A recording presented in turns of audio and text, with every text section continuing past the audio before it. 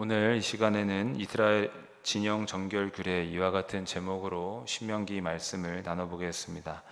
오늘 본문은 이스라엘 백성들이 전쟁터에 나아갈 때에 더욱 성결할 것을 요구하시는 주님의 규례에 대해 나오는데, 오늘 말씀을 통해서 하나님께서는 그의 백성에게 거룩한 삶, 성결한 삶을 요구하신다라는 것을 다시 한번 깨닫게 되기를 소망합니다.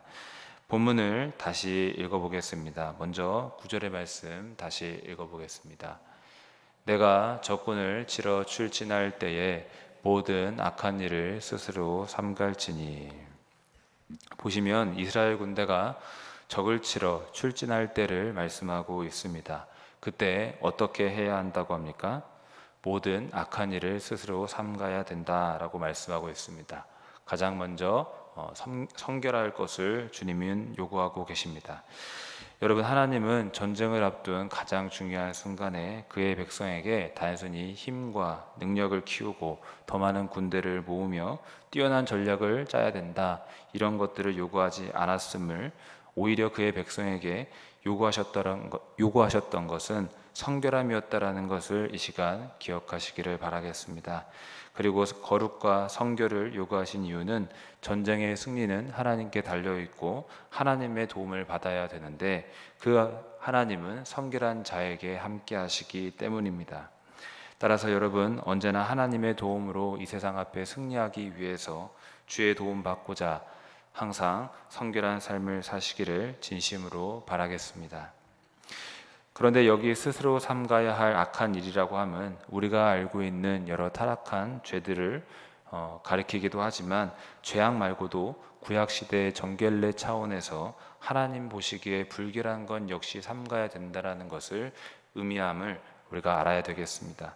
그래서 뒤이어 나오겠지만, 예를 들어서 몽정을 한 사람은 몸을 씻어야 했고 진영 밖에 변소를 마련해야 했습니다.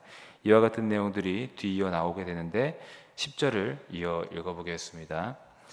너희 중에 누가 밤에 몽설함으로 부정하거든 진영 밖으로 나가고 진영 안에 들어오지 아니하다가. 여기 보시면은 남자 중에 누군가가 밤중에 잠을 자다가 몽설하는 것에 대한 말씀이 나옵니다. 몽설이 무엇인가 싶은데, 몽설이라는 것은 성숙한 남성이 잠자는 무의식 중에 정액이 나오는 일을 말하는데, 우리는 몽정이라는 단어로 익히 알고 있습니다. 이 몽정은 성인 남성 생식기 안에 쌓였던 정액을 배출하는 아주 자연스러운 생리 현상인 것인데, 규례에 따르면 몽설하는 것은 부정한 것이다 라고 말씀하고 있습니다. 그렇다면 왜 어찌 보면은 자연스럽고 또 한편으로는 어쩔 수 없는 것인데 남자의 생리 현상을 부정한 것으로 간주하고 있을까요?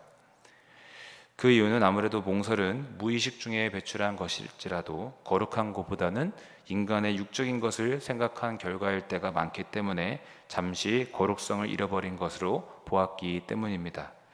따라서 몽설 후에는 거룩성의 회복이 필요하다고 여겼으며, 10절, 11절에 기록되어 있는 대로 일단은 그 사람은 이스라엘 진영 밖으로 나가 적절한 정결 예식을 치른 후에야 다시 진영 안에 들어올 수 있었습니다.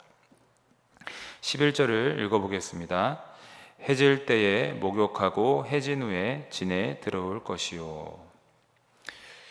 앞서 말한 대로 몽설로 부정해진 자는 해질 때에 목욕을 하고 해진 후에야 다시 진에 들어오라고 말씀하고 있습니다.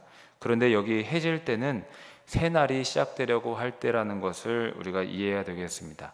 왜냐하면 히브리인들은 하루를 저녁 해 지는 시점으로부터 시작하기 때문입니다.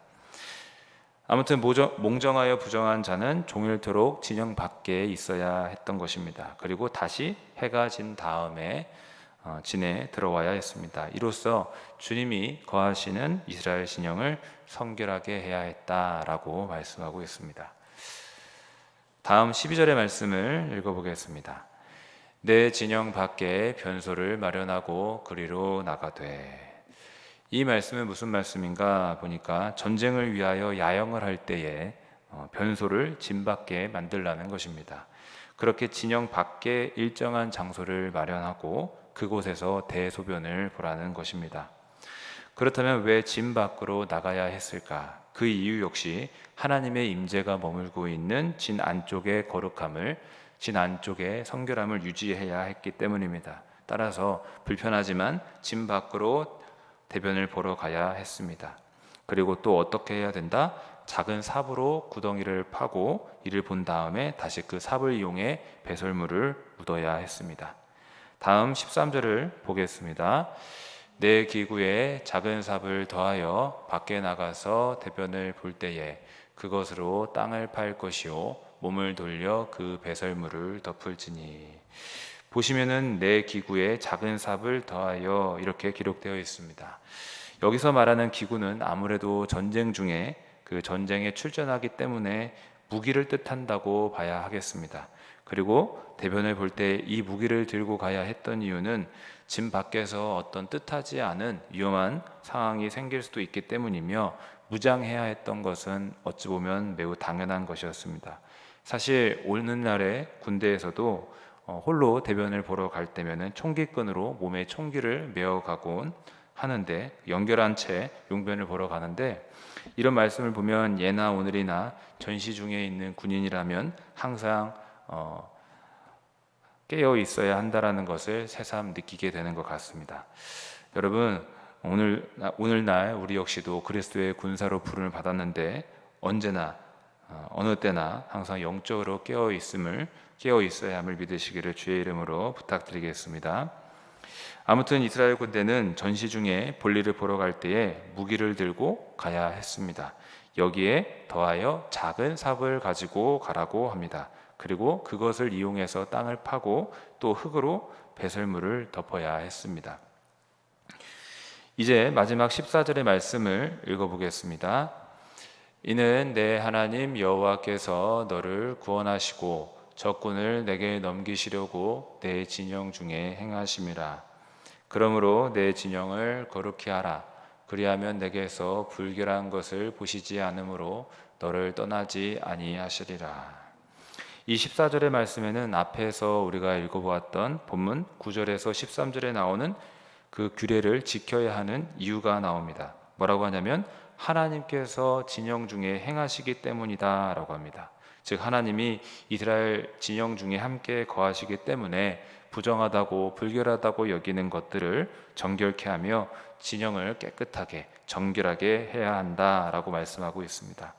물론 앞서 예를 들었던 남성의 정욕이나 대변, 소변 등은 생리현상이며 인체에 해가 없는 것입니다. 죄악이라고 볼 수는 없는 것입니다. 그렇기 때문에 이게 과연 부정하다고 할 것인가 이렇게 생각할 수도 있을 것입니다만, 구약시대의 정결례 차원에서는 이와 같은 것들을 부정한 것으로 간주하였고 율법에 규정된 정결의식을 통하여 깨끗함을 받은 뒤에야 이스라엘 진영 안으로 들어올 수 있었던 것입니다. 14절 중반에 보시면 뭐라고 기록되어 있습니까? 그러므로 내 진영을 거룩히 하라. 하나님께서 함께 하시기 때문에, 함께 하시는 곳이기 때문에 거룩함을 항상 유지시켜야 한다는 것입니다. 그래서 하반절에 그리하면 내게서 불결한 것을 보시지 않으므로 너를 떠나지 않으시리라 라고 한 말씀대로 하나님은 함께 하시고 떠나지 않는다고 말씀하고 있습니다. 여러분, 하나님은 성결한 것을 원하시는 줄 믿으시기를 바라겠습니다. 이것을 꼭 기억하셔서 성결함과 거룩함을 추구하시기를 바라겠습니다. 오늘 말씀은 이스라엘 진영 규례라고 해서 하나님께서 진영 중에 거하시니까 부정하고 불결한 것을 삼가야 한다는 내용이었습니다. 따라서 이스라엘 백성들은 몽정을 했을 때 진영 밖에 머물며 몸을 씻고 진 안에 들어와야 했고, 변소 역시 진 밖에 마련해야 했는데, 오늘날 우리는 이것을 보면서 무엇을 깨닫게 되느냐? 우리 역시 하나님 보시기에 정결해야 된다라는 것을 깨닫게 됩니다. 그런데 우리는 이 말씀을 적용함에 있어서 단순히 하나님께서 나와 함께 하시니 내가 있는 곳을 다 깨끗하게 주변 정리를 잘해야 되겠다, 청소를 잘해야 되겠다, 이렇게 생각하는 것 이상의 말씀으로 생각해야 됩니다. 무슨 말이냐면 하나님께서는 나와 함께 하시지만 나와 함께 하는 곳은 지금 내 주변 정리, 내 주변만 있는 게 아니라 내 안에 살아계시다라는 것이기 때문에 내 안을 성결해야 된다라는 말씀인 것입니다. 성경에 보면 하나님께서는 우리 가운데 어디에 계신다라고 하셨습니까? 우리 안에 계신다라고 말씀하셨습니다. 고린도 말씀도 보게 되면 너희는 하나님의 성전인 것과 하나님의 성령이 너희 안에 계시는 것을 알지 못하느냐라고 하면서 하나님이 우리 밖에 계신 게 아니라 우리 안에 계신다라고 말씀하고 있습니다. 따라서 우리는 단순히 이 말씀을 적용함에 있어서 물론 우리의 삶에 우리의 주변을 깨끗이 하고 청소도 잘하고 우리의 몸가짐을 깨끗하게 하는 것도 맞습니다만은 이 말씀을 따라서 적용하자면 우리 안에 우리의 몸을 마음을 성결하게 해야 된다라는 것으로 적용해 볼 수 있겠습니다. 여러분, 하나님이 우리 안에 거하시는 줄 믿으시기를 바라겠습니다. 하나님이 우리를 그분의 성전으로 삼아 그분의 처소로 삼아서 살고 계시기 때문에 그분이 계시는 우리의 몸과 마음을 성결하게 해야 된다라는 것입니다. 주님은 우리를 구원하시고 인생 중에 만날 그 어떤 전쟁 가운데서도 승리케 하시려고 우리 가운데 거하고 계십니다. 그렇다면 우리는 어떻게 주님을 모셔야 하겠습니까? 이스라엘 백성들이 진영을 깨끗하게 해야 했던 것처럼 우리의 안을 깨끗하게 해야 될 줄로 믿습니다. 몸과 마음을 성결하게 해야 될 줄로 믿습니다. 따라서 오늘도 우리 귀한 성도님들 예수 그리스도의 보혈을 의지하여 우리의 영혼육의 정결함과 성결함을 추구하시기를 바라겠습니다. 또한 하나님의 말씀이 우리를 깨끗하게 하는 것이기에 그분의 말씀을 따라 생각하고 그분의 말씀을 따라 행동하고 그분의 말씀을 항상 우리의 마음에 가득히 채워야 될 줄로 믿습니다. 그리할 때 주님의 임재가 항상 우리 안에 가득하여 항상 승리하는 인생을 살아가게 될 줄로 믿습니다.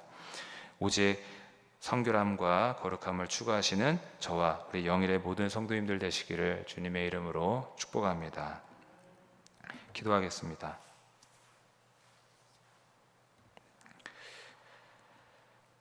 살아계신 하나님, 감사합니다. 우리를 구원하시고 우리를 돕기 위해 우리와 함께 하시는 줄로 믿습니다. 우리를 주의 처소 삼아 주님이 우리 안에 함께 거하고 계심을 믿습니다. 하나님, 항상 우리의 몸과 우리의 마음을 성결하게 할 수 있도록 주의 성령으로 도와주시옵소서. 주의 보혈로 우리를 깨끗하게 정결하게 하여 주시고 항상 주의 말씀을 따라 거룩하게 살 수 있도록 도와주시옵소서. 하나님 감사드리옵고 살아계신 우리 주 예수님의 이름으로 기도하옵나이다. 아멘.